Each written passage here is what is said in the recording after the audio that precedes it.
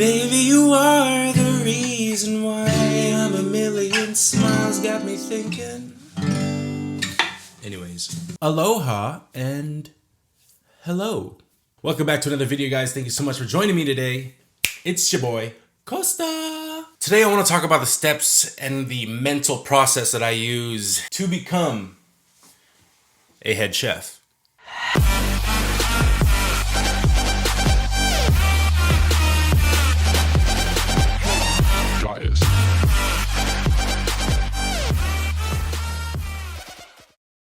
It's your butt,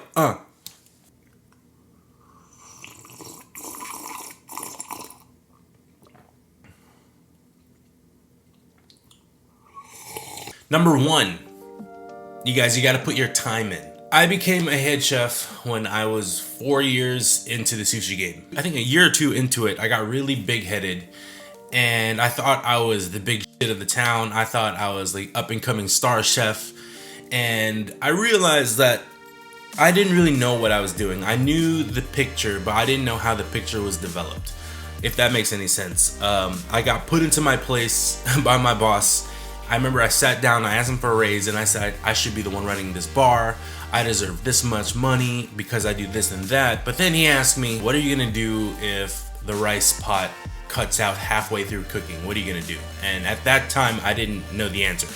And it was clear and that was evident that I wasn't ready. Just let me go back to what I'm doing. I'm gonna keep my head up and I'm gonna keep pushing. You have to take your time, you have to learn the basics, and you have to master your prep stations. You have to learn everything and every aspect of what you're hired to do. Say you are on pantry and you have a lot of hot apps that need to be prepared, cooked, presented a certain way, and stored a certain way. You have a responsibility. You also have to learn what to do in bad situations. You gotta put your time in. I know it sucks, I know it's hard, and it's very, very stressful, but once you become that person where your head chef puts you in charge of something and they don't have to worry about a thing, that's a big quality of where, okay, I know Costa's gonna be here tonight. I don't have to worry about, are we gonna run out of cucumbers that night? Are we gonna run out of rice that night? I'm here to make your life easier. I'm here to make your job easier. Tell me what to do. Give me orders and I'll carry it out. Put your time in. Another tip, it's simple, it's common sense. Be on time and use your time wisely. If I'm paying someone to be there at a certain time, I expect them to be there at that time or earlier. I'm not, if they're there up to like 5 minutes, 2 minutes late, that just shows to me it's like, okay, you're not ready to be there. You're not giving me that initiative of showing up earlier and already in uniform, ready to go. That speaks very...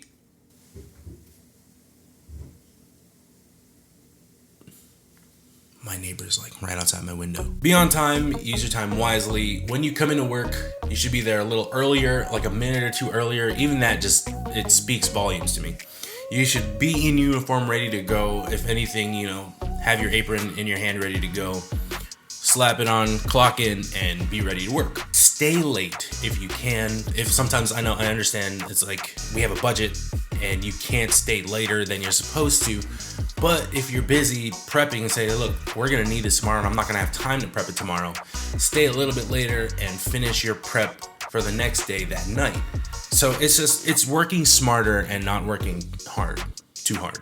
I mean, work hard, but smart too, be smart. Stay in clean as much as you can. Imagine, okay, say if you don't work the next morning and someone else does and you're prepping for that person, you want the station to be as clean as possible. When you come in the next day, you don't want to see your station, leftover food, scraps, particles here and there, everywhere. Here, there, and everywhere. If you leave your car a mess, if you leave your house a mess, it's the same thing. You don't want to come home after a long day at working and come into your house and it being an absolute storm. You don't want that, and you shouldn't want that at work either. Leave your station how you want it to be open the next day. Using your time wisely, you got to practice your prep and your techniques when it's that slow period, that lunch period between like 2 to 4 when it's really dead in the restaurant. That's your time to really practice some knife skills that you don't have, to start deep cleaning some of your equipment, your low boys, your walls behind you, your rice cookers. And you can ask your superiors you can ask your superiors for help at this time, and kind of ask them, hey, it's slow right now, do you mind showing me how to sharpen my knife properly? Absolutely, I would love to. Hey, it's slow right now, that dish that you guys are pushing tonight, can you tell me a little bit more about it? I'd love to watch how you make it and stuff like that. We're slow at the restaurant. I'm not going to sit around and smoke cigarettes all day and get paid to do that. Instead, I'm going to try to broaden my horizon. I'm trying to put more information into my brain. So that is really important, and it kind of speaks to your superiors and say, hey, this kid really wants to push himself. He has that drive to better himself in our industry. So the third tip is you have to have the right mentality. You have to want to become the best. You have to have a drive. You have to be passionate about what you do. You have to love what you do. You have to understand there is something to learn. There is always something to learn. Just because I've been doing this for 10 years, in my city of Pensacola, I feel like there's a limit of like mediocrity. And once you hit that limit, it's like, okay, I know what I'm doing. I can chill now. No, that is not the right mentality to have to me. Even if there is this so-called line of mediocrity. Mediocrity. There's this line of it being good enough. My goal is to raise that bar. I want to set a tone, set a limit higher than what the city expects. You can never remain stagnant. Being stagnant is cancer. You don't want to just sit there and think that you're number one when you have so much to learn. Even when you think you learned it all, there's always something to learn. And if you don't love your job, if you don't love what you're doing, it might not be the right field for you. There are times where I'm like, I don't want to go to work today.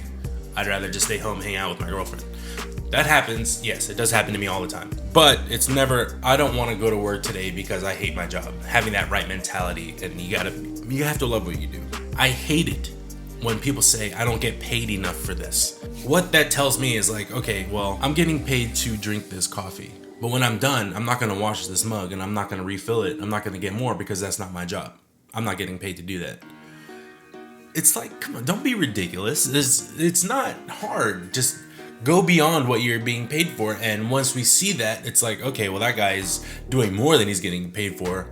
I'm going to keep that in mind. And hey, we did really good this year. We're giving raises out. I'm going to give it to him because he goes above and beyond what he's being paid to do. The fourth tip that I can give you when trying to become the head chef or to better yourself as a chef is to treat the place like it's your own and like it's your own money. You have to understand that food costs is roughly 30% of the restaurant's budget. Food cost, and then you have your labor cost, which is another close to 30%. Sometimes you're gonna have to do stuff off the clock, or sometimes you're gonna have to be there earlier just to get things done. Sometimes the owner or the managers, they can't pay you any more than what they are because of the fact that, money's tight, the budgets, we're close to hitting our budget already for this month. Please understand that it's not personal, it's professional. You have to keep in mind that anything that you're throwing away that could be saved for something else, that's your food costs right there. Try to use all of your products and learn how to use them to make more money. For example, here's a Q-tip. I'm making a dish and I paid $5 for this Q-tip.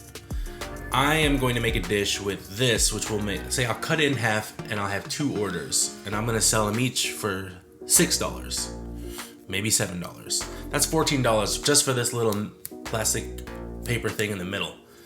These I don't need for the dish. I don't need it. So I'm going to take them off.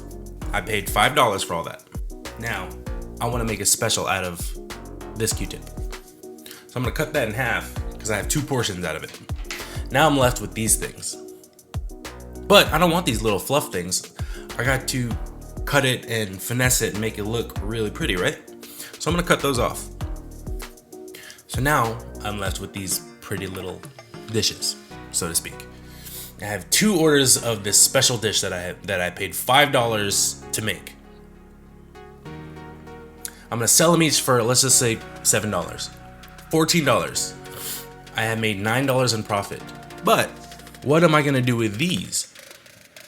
Well, I could chop them up and make a salad out of these. Now, I'm gonna sell I can make 2 portions out of this. I'm gonna sell each one for $5. That's $10 right there. So now I'm profiting $19. I spent $5 and I'm getting back 14 plus 10. It's 24 minus the 5 that I spent. That's $19 in profit that I just made right there. That's working smart and understanding your food costs. That was neat. I was just looking around my office to see what I had, and I had a pile of Q-tips right there. So that's another huge thing. Treat it like it's your own and act like it's your own money. The number one biggest tip that I could say, if you're trying to become the head chef, or if you are going to be the head chef, you have to be a leader. There's a huge difference between a boss and a leader, which I want to do my own separate video on that. But there's a huge difference between the two, and you have to be a leader. You have to motivate the team. You have to inspire the team. You have to be able to pick up after the team when things are slacking, and you can't really complain about it. It sucks. It's like at the end of the day, you don't want to, but you have to. That's someone who you can depend on, someone who's going to inspire and motivate and push the team in order to have a successful service. You're going to have to go above and beyond what you're being paid, what they expect of you, and what you expect of yourself. It's not always the easiest, but you have to understand that if you're a head chef, you are in charge of a lot of people and an entire kitchen, and you have to be a good leader. You have to care about the team. You have to care about the restaurant. You almost have to put it above you. You have to put it in front of you. And when I'm at work, I worry more about the restaurant than my own personal well-being. That's going to stand out, and you will shine among your team. And you say, okay, that guy's a leader. He can definitely run this kitchen. The bottom line, though, if you really want to be a head chef, you have to want it. No one's just going to give it to you, and you're not just going to be ready. You have to prepare yourself mentally, physically, and understand that if you become the head chef, you have a huge responsibility coming your way. And if you're stuck in a position where you're the sous chef and you really want to get that promotion, you have to understand that that person that you're waiting for to take their place, they have most of these qualities already. Well, they should. They're going above and beyond. And the owners or the managers, the GMs, they don't want to say, get out of here because your sous chef wants your position, when that head chef's already doing a good job. So you have to understand, if you are a sous chef, you cannot get upset that you aren't getting that promotion. At the end of the day, just know that you're doing your best, and guess what? When that head chef position opens up, guess who they're gonna call? The sous chef. Anyways, you guys, I hope you enjoyed this video. I hope it helped you out. Those are 5 things to keep in mind in case you are trying to become the head chef. Even these 5 things I'm still working on, and I'm still practicing, and I'm still trying to push myself to keep that bar high. God forbid if I ever leave this restaurant where I'm at, I want the bar set so high that the rest of my team will say, hey man, we had this guy that came in, he was working here for a little while, he did a really good job, and we expect the same out of you. That's my goal, that's my end goal for every place that I work at. So if you like this video, please feel free to subscribe. Follow me on Instagram at CostaMakesSushi. Share this video with your chef friends. If you have any more tips, please feel free to leave them at the bottom. Thank you so much for watching this video, and I will see you guys next time. Oh, and remember,